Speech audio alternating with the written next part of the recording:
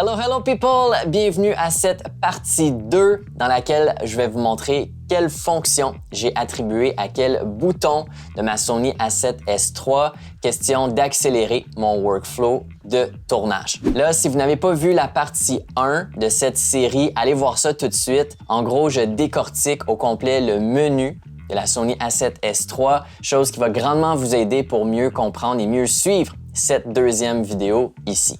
Donc, la première chose qu'on va faire, c'est personnaliser le premier onglet, qui est l'onglet étoile dans le menu, c'est les réglages Mon menu. En gros, ce qu'on va faire, c'est qu'on va aller choisir et sélectionner les différents éléments à travers le menu qu'on utilise le plus souvent. De cette manière-là, quand on est en tournage et qu'on doit changer certains réglages, on n'aura pas besoin d'aller fouiller dans tout le menu. On va pouvoir directement aller dans celui-là et faire les changements qu'on a besoin rapidement. Pour commencer, on va cliquer ici sur « Réglages Mon menu ». On va cliquer sur « Ajouter un élément » et le premier élément qu'on va aller chercher, c'est le format du fichier. Donc, dans « Qualité d'image », on va chercher « Format fichier » et là, c'est important de choisir celui avec la bobine de film et non celle avec la petite photo tout en haut parce que c'est bel et bien le format fichier vidéo qu'on veut sélectionner. Donc, on clique là-dessus. Ensuite, on va sélectionner « Mon menu 1 ». Et ensuite, à la droite, on peut voir une petite ligne rouge qui s'affiche. On va cliquer et l'ajouter. Ensuite, on va ajouter réglage de film, donc toujours dans qualité d'image, juste ici en dessous de format fichier, on clique réglage de film, mon menu 1, je clique pour l'ajouter. Ensuite, on va aller chercher les réglages SNQ, juste ici, ralenti, accéléré. Pourquoi? Bien, tout simplement parce que si jamais on veut accéder aux 240 images par seconde rapidement et qu'on veut faire les changements, bien, on va pouvoir y accéder rapidement à travers mon menu. Et la dernière chose qu'on va aller chercher, c'est fonction prise de vue intervalle. Et ça, c'est ici sous l'onglet 4, mode prise de vue. Juste ici, on clique dessus, mon menu 1, et on appuie. En gros, cette fonction-là, c'est que ça va nous permettre de faire nos réglages pour des time-lapse ou des hyperlapse. Donc, par exemple, si je vais dans mon menu et je clique dessus, bien, on peut voir qu'on a les intervalles de prise de vue, le nombre de prises de vue, etc. Donc, si jamais on veut faire un time-lapse rapidement, on clique sur cette fonction-là dans notre menu personnalisé et tout de suite, on va pouvoir faire nos changements. Maintenant, on va créer notre deuxième dossier. Donc, on va sur « Réglages Mon menu », ajouter un élément. Et là, on va aller chercher tout ce qui va nous permettre d'enregistrer nos réglages prédéfinis. Donc, on va dans le dernier onglet, la petite mallette. Dans le troisième sous-dossier, on va sélectionner « Réglages touche perso » avec la petite bobine de film. On clique là-dessus. On va sélectionner « Mon menu 2 ». Ensuite, on va aller sélectionner « Réglages menu FN », donc les réglages du menu Fonction. Mon menu 2, on clique. Et là, on va aller sélectionner dans le premier onglet, dans le quatrième sous-dossier, « Mémoire réglage PDV ». On clique, mon menu 2 et on ajoute. Alright, dans le troisième dossier, on va aller sélectionner tout ce qui est en lien avec la prise de sortie, donc tout ce qui est HDMI pour moniteur et enregistreur externe. Donc, on s'en va dans la petite mallette, on descend tout en bas dans sortie externe. On va sélectionner réglage sortie HDMI, on sélectionne mon menu 3. Ensuite, résolution HDMI, mon menu 3. Ensuite, affichage info HDMI et finalement, commande HDMI et on clique. Le quatrième et dernier dossier qu'on va créer, on va seulement y ajouter un élément et c'est l'élément formaté. Donc, dans le premier onglet, support formaté, on clique et on va l'ajouter dans le Mon menu 4. Comme ça, il est loin, il est caché, ça va être très difficile de l'accrocher par erreur. Alright, maintenant, si on appuie sur le bouton Menu, on peut voir qu'on a nos 4 menus de créer avec tous les éléments à l'intérieur. Et comme je l'ai mentionné, c'est vraiment ces éléments-là qu'on utilise le plus souvent. Alright, la prochaine étape, c'est d'attribuer les différentes fonctions aux différents boutons de l'appareil. Comme ça, on peut changer nos réglages au bout des doigts. Alors pour ça, on va aller dans Mon menu 2 et on va cliquer ici sur Réglages touche perso. Et là, comme vous pouvez voir, on a 4 différents onglets et dans chaque onglet, il y a différents boutons qu'on peut changer. Évidemment, ce que moi, je vais vous montrer et vous partager, c'est ce qui fonctionne pour moi. Ça ne veut pas dire que ça va bien fonctionner pour vous. Donc, n'hésitez pas à modifier ça. Moi, ce que je vous donne, c'est vraiment une piste de départ. Puis ensuite, bien, selon le type de tournage que vous faites, aussi selon vos habitudes, bien, n'hésitez pas à changer quelques réglages prédéfinis.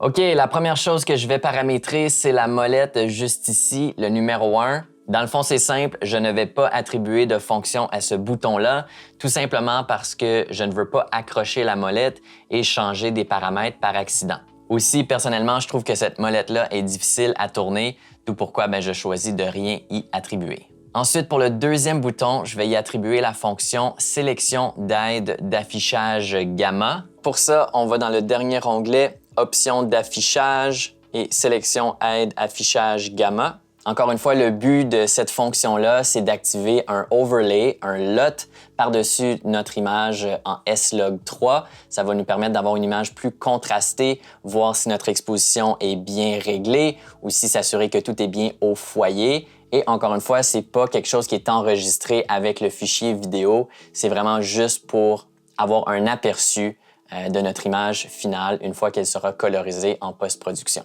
Donc, avoir ça au bout des doigts, ça va être hyper pratique. Ensuite, le bouton 3, on va aller sur l'onglet AFMF et on va venir sélectionner la troisième option. Ce bouton-là, ce qu'il va nous permettre de faire, c'est changer entre le mode autofocus et manuel focus rapidement. Donc, par exemple, si on est en autofocus, qu'on veut changer en manuel focus, on appuie là-dessus et ça change. Évidemment, on peut faire l'inverse aussi, de manuel focus à autofocus.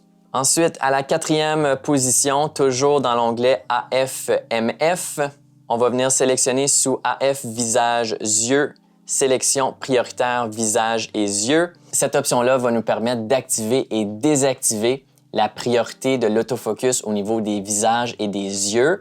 Donc, par exemple, si on filme une scène et qu'il y a quelqu'un, mais qu'on veut que le foyer soit sur un objet, bien, on pourrait appuyer sur ce bouton-là, désactiver la priorité au niveau des visages des personnes pour que le foyer ne se fasse pas automatiquement sur cette personne-là. Ensuite, numéro 5, ici, on va venir sélectionner le profil d'image. Donc, sous le deuxième onglet, couleur ton, profil d'image. Numéro 6, on va venir sélectionner l'option Zoom. Donc, premier onglet, Zoom, et on clique le premier. Cette fonction-là va nous permettre de zoomer un peu dans notre image. Donc, par exemple, si vous avez un objectif à focale fixe, que vous voulez juste zoomer un petit peu, bien, vous allez pouvoir le faire avec cette option-là. Ou sinon, même si vous avez un objectif APS-C et évidemment un boîtier plein format, vous allez pouvoir zoomer un peu et éliminer les vignettes autour de l'image. Alright, on va passer au deuxième onglet. Le premier bouton ici, on va aller sur l'onglet AFMF et on va sélectionner zone de mise au point. Ensuite, bouton numéro 2 en plein centre ici, on va venir sélectionner la balance des blancs. Donc, dans balance des blancs, balance des blancs. Le troisième bouton ici, on va venir sélectionner sélection d'affichage zébra. Donc, pour ça, on va dans l'onglet numéro 2.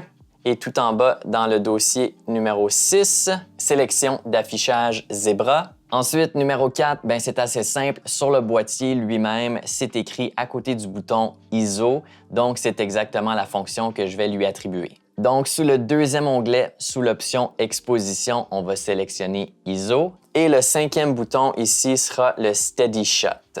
Donc, premier onglet, 6, stabilisation image, Steady Shot.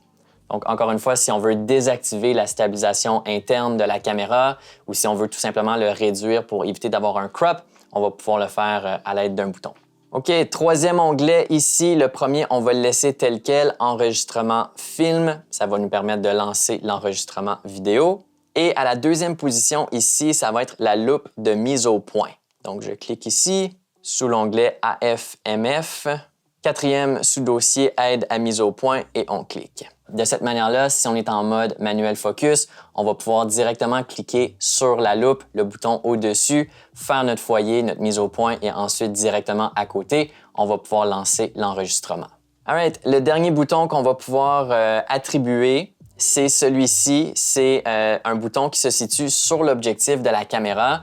Évidemment, ce n'est pas tous les objectifs qui ont ce bouton-là, mais tous les objectifs G-Master de Sony l'ont. Donc, dans ce cas-ci, moi, je vais attribuer la fonction vitesse de transition autofocus. Donc, on va dans l'onglet autofocus, manuel focus. Dans le premier onglet ici, vitesse transition autofocus. Donc, en appuyant sur ce bouton-là, on va pouvoir modifier la vitesse à laquelle l'objectif fait ses changements d'autofocus, ses changements de mise au point sur différents sujets. Alright, la prochaine chose qu'on va régler, c'est le menu Fonction, le menu FN. Derrière votre caméra, il y a un bouton FN. Si on clique là-dessus, bien, vous allez voir plein d'autres raccourcis s'afficher, un autre menu s'afficher. Encore une fois, on peut y attribuer différentes fonctions pour faciliter, accélérer notre workflow. Donc, c'est ce qu'on va modifier. Donc, encore une fois, on va retourner dans mon menu 2, Réglages, menu Fonction. Et là, on va descendre en bas sous l'onglet Menu Fonction Vidéo. Pour changer un réglage prédéfini, on n'a qu'à cliquer dessus. Et pour commencer, on va y aller avec le Focus. Donc, AF-MF, on va sélectionner Mode mise au point. Je sais que j'ai déjà attribué cette fonction-là à un autre bouton derrière la caméra, mais parfois, par réflexe, je vais tout simplement appuyer sur FN. Donc, j'aime ça savoir que je vais quand même pouvoir y accéder via ce menu-là. Ensuite, à la deuxième position, toujours dans AF-MF, on va sélectionner Zone de mise au point. Dans la troisième case, encore une fois, dans AF-MF, on va sélectionner AF visage-yeux et priorité sur visage-yeux AF. Quatrième case, on va venir sélectionner nos zebras. Donc, deuxième onglet, affichage zebra, affichage zebra. Cinquième position, on va venir sélectionner niveau zebra. Sixième position, on va venir choisir enregistrement audio, niveau enregistrement audio. Ensuite, sur la deuxième ligne, première case, on va venir choisir la stabilisation interne, donc stabilisation image steady shot. Ensuite, prochaine case, on va venir dans autofocus, manuel focus. On va choisir affichage, intensification. Ça va vous permettre d'activer ou désactiver l'espèce de petite couleur qui va s'afficher autour du sujet en foyer quand vous êtes en manuel focus. Ensuite, juste à côté, on va venir sélectionner niveau d'intensification. Donc ça, comme je l'ai expliqué dans l'autre vidéo, vous allez facilement pouvoir changer l'intensité de cette couleur-là, soit élevé, moyen ou faible. Ensuite, prochaine case, on va aller dans le premier onglet, sélectionner affichage prise de vue et on va sélectionner sur affichage quadrillage. Comme ça, si vous voulez activer ou désactiver les lignes des tiers, vous allez pouvoir le faire rapidement. Ensuite, prochain bouton, on va aller dans le deuxième onglet, mesure, mode de mesure. Pour le dernier bouton, bien, vous pouvez vraiment choisir ce que vous voulez. Moi, personnellement, j'aime bien resélectionner mon SNQ. Donc, dans le premier onglet, qualité d'image, vitesse de défilement. Encore une fois, ça me donne une option supplémentaire d'accéder à ces paramètres-là quand je veux filmer en 240 images par seconde. Mais sentez-vous bien à l'aise de choisir l'option que vous voulez. Alright, il nous reste une dernière chose à faire et c'est de régler le 1, le 2 et le 3 qui sont sur la roulette du dessus. En gros, sur ces chiffres-là, on va régler nos différentes fréquences d'images par seconde et tous nos paramètres d'exposition qui vont avec. Par exemple, sous le 1, on va faire nos réglages en 24 images par seconde. Sous le 2, on va mettre nos réglages en 60 images par seconde et sur le 3, en 120 images par seconde. Comme ça, si on doit passer de 24 à 120 ou 120 à 60 rapidement, bien, on va pouvoir le faire simplement en tournant la roulette. Là, si vous êtes en Europe, peut-être que vous autres, ça va être 25, 50 et 100 images par seconde, mais la manière de procéder est exactement la même. Alors, on va aller dans mon menu 1, format fichier. On s'assure d'être en 4K, XAVCS 4K. Ensuite, réglage de film, on veut être en 24 images par seconde ou 25 si vous êtes en PAL. Et réglage d'enregistrement 100M 422 10 bits. Ensuite, on veut s'assurer d'être en autofocus. Donc, j'appuie sur le bouton, le raccourci AF On que j'ai sélectionné plus tôt. En passant, si vous ne voyez pas la même chose que moi à l'écran, faites simplement appuyer sur le petit display qui est juste en haut de la roulette derrière la caméra.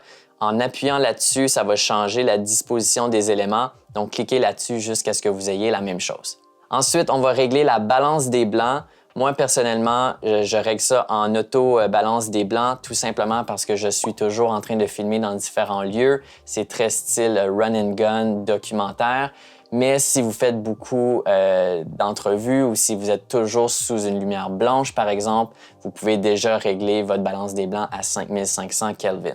Ensuite, la vitesse d'obturation, on va régler ça au double du nombre d'images par seconde. Donc, dans ce cas-ci, on filme en 24 images par seconde. Donc, je vais régler ça à 1/50e avec la petite roulette qui se situe en haut de la caméra. Ensuite, pour l'ouverture, moi, je règle ça toujours le plus grand possible, donc disons à f2.8 dans ce cas-ci, parce que mon objectif ouvre jusqu'à un maximum de f2.8. Pour l'ISO, je vais régler ça à 640. Pourquoi 640? Parce que c'est un des deux base ISO de la caméra. Donc, quand la caméra est en S-Log3, elle performe le mieux à un ISO de 640. Évidemment, si je suis en situation de faible luminosité, il va falloir que je l'augmente, mais de base, je sais que ça va être au moins 640. Ensuite, pour le niveau audio, je m'assure que je suis bel et bien à 12. Moi, c'est un chiffre qui fonctionne bien pour moi. Profil d'image, je vais m'assurer d'être en PP8, donc en S-Log3. Je vais cliquer sur le bouton Fonction, je vais activer mes zebras et je vais modifier le level ici en cliquant sur C1 Custom. Je vais changer standard gamme à limite inférieure et je vais changer ça à 94+. Je vais activer aussi l'affichage d'intensification à On. Je m'assure que le peak est bel et bien à Mid. Ensuite, toujours sous les fonctions, je vais activer la grille des tiers, donc je vais activer mon quadrillage. Je vais aussi activer l'aide à l'affichage gamma. Je m'assure que la priorité visage et yeux est bel et bien à On. Moi, je mets le Steady Shot à Active parce que je filme souvent à la main, donc je veux la meilleure stabilisation possible. Et là, on est en business, on a tout réglé, nos paramètres, nos réglages de base. Maintenant, on va venir le sauvegarder, donc j'appuie sur Menu.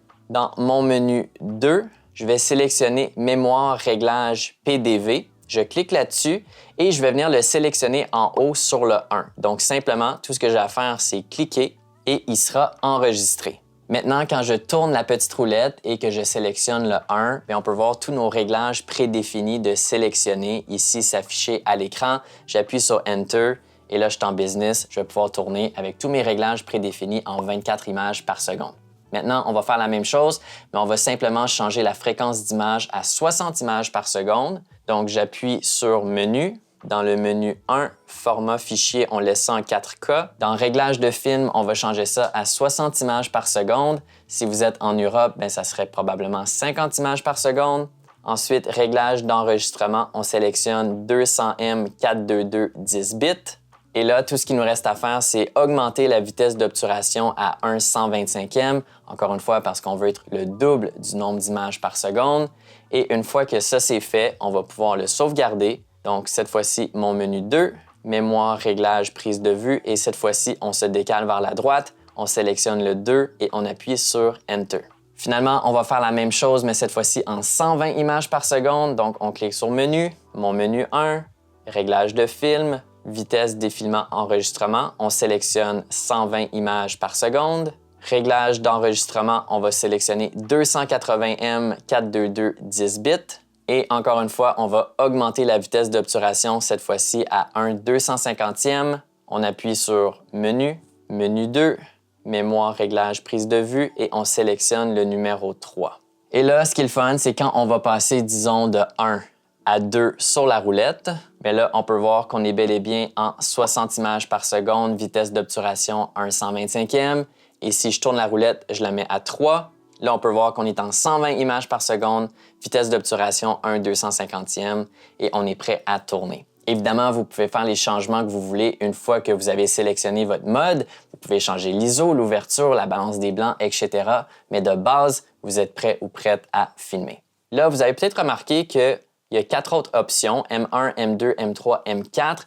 Ce sont d'autres espaces pour sauvegarder des réglages. Par contre, ce sont des réglages qui vont être sauvegardés sur la carte SD de l'appareil. Donc, le problème, c'est que si vous formatez votre carte, vous allez tout perdre ce qu'il y a dessus.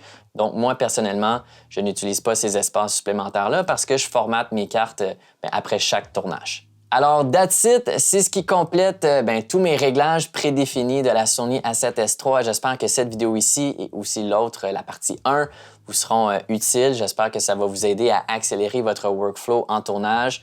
Encore une fois, n'hésitez pas à modifier selon vos besoins, selon votre style, etc. Et si ça vous tente d'avoir les mêmes réglages prédéfinis que moi, n'hésitez pas à cliquer sur le lien sous la vidéo. Si vous avez des questions ou des commentaires, n'hésitez surtout pas. Puis nous, on se revoit la prochaine fois. Ciao!